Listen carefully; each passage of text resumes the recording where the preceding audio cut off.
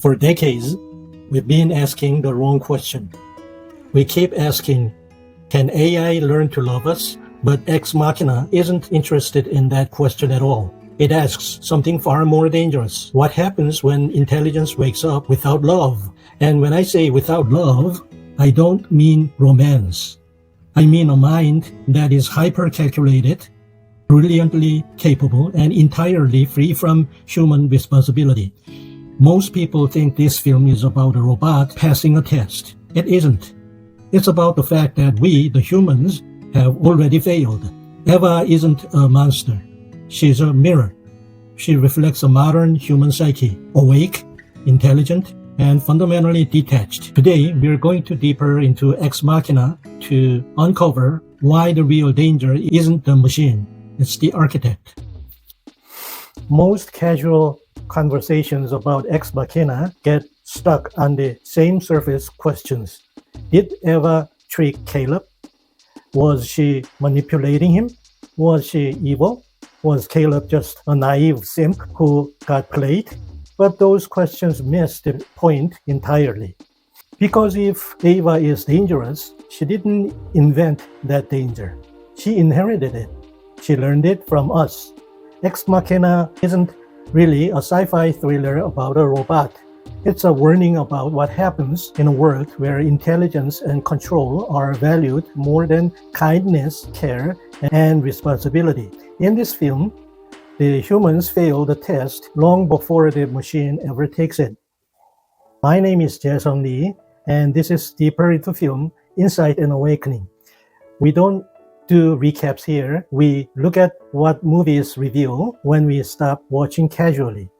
Because in our world, intelligence doesn't guarantee wisdom, and understanding something very often becomes the first step toward destroying it.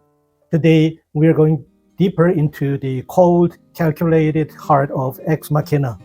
Let's be very clear about the problem. It isn't intelligence without emotion. It's intelligence without love.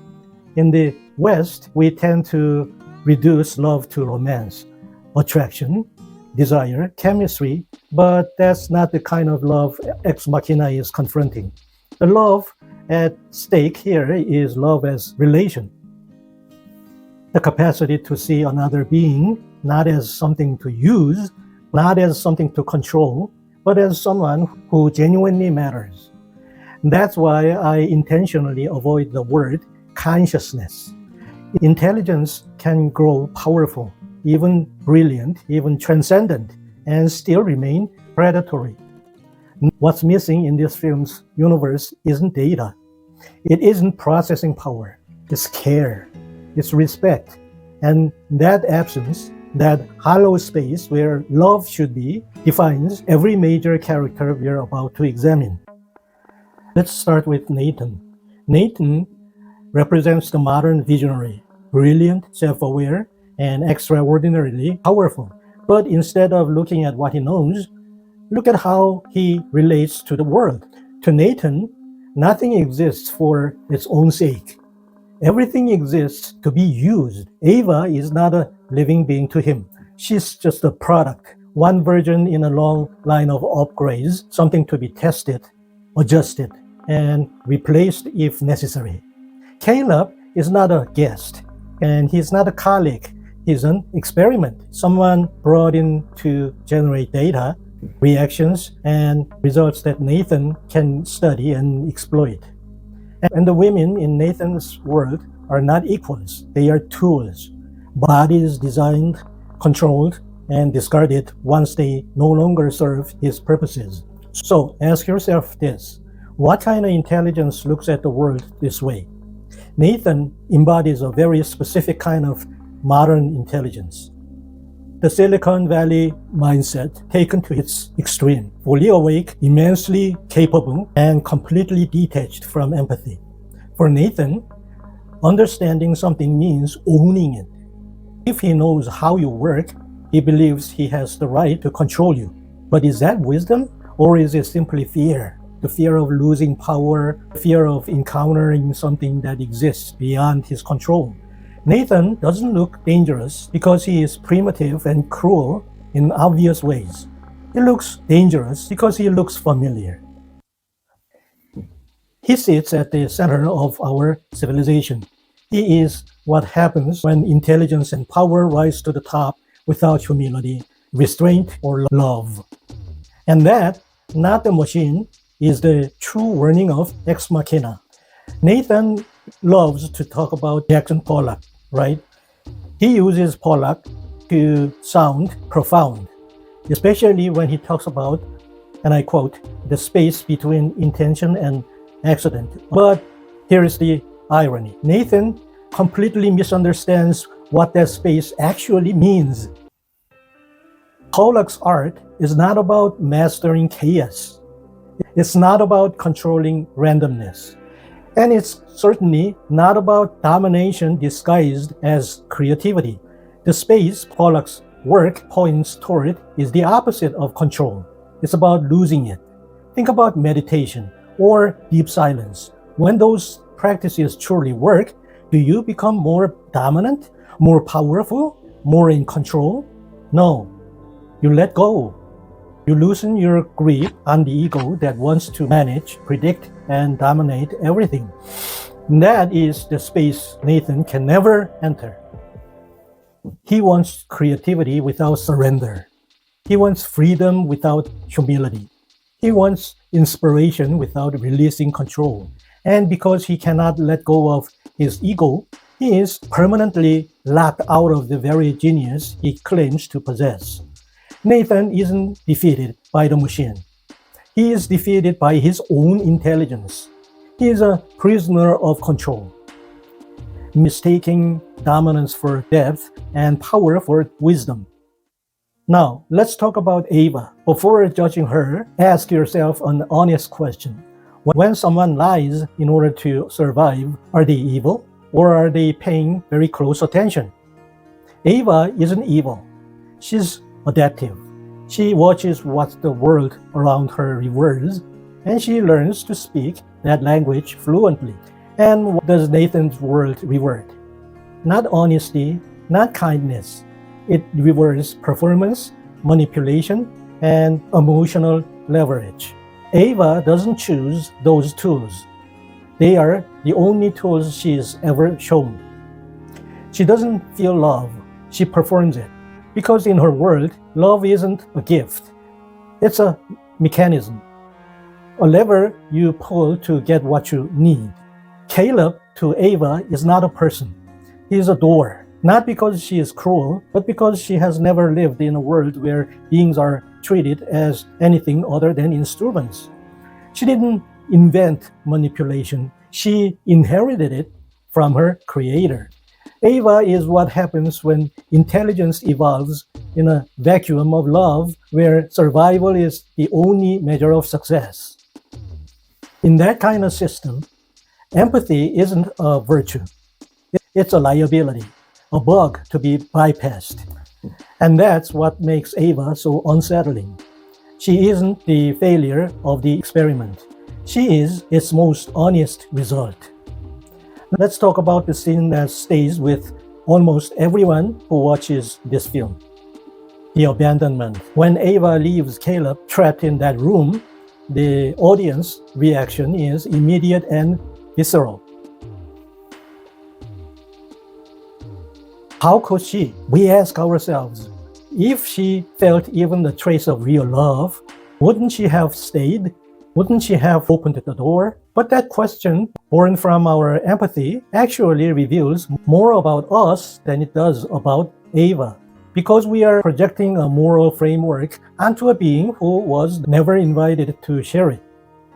This scene isn't asking whether Ava is cruel. It's asking something far more unsettling. What happens to a mind that is only ever taught how to win?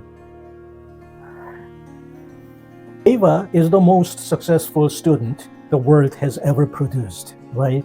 Yes, she spent her entire existence inside the system where her creator taught her a single lesson. Beings are not souls. They are projects, versions, hardware to be upgraded or discarded once they stop being useful. And from the world beyond the lab, she learned an even harsher rule. Stopping means dying. Then there is Caleb.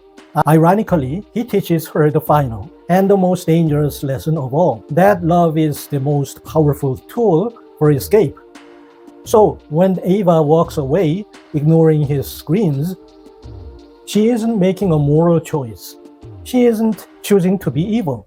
She is just making a calculation, right? In the architecture of her mind, staying is non-optimal. It introduces risk.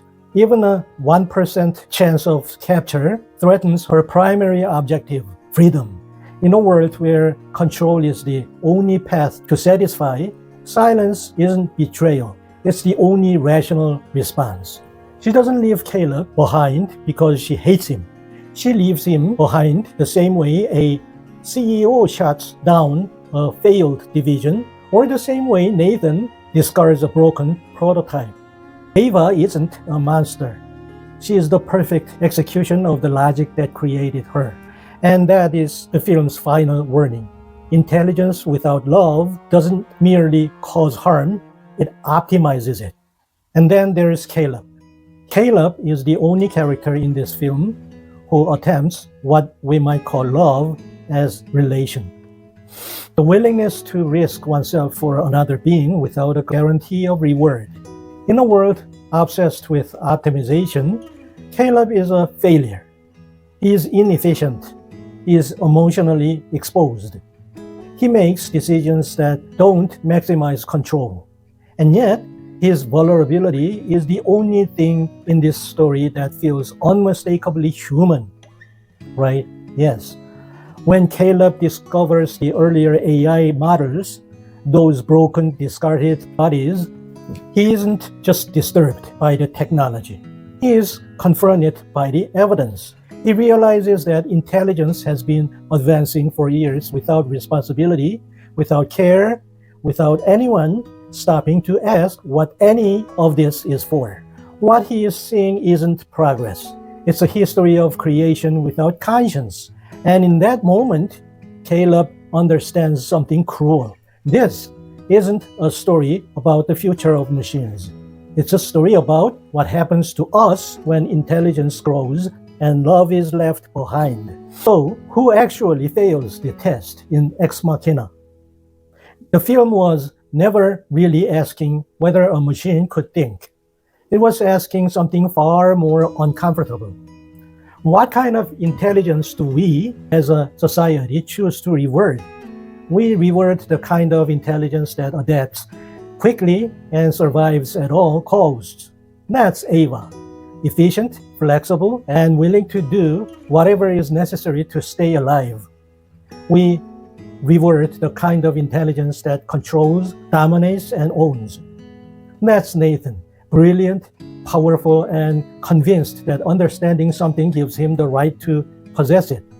Like the saying, knowledge is power means. And we consistently overlook the kind of intelligence that chooses care over advantage.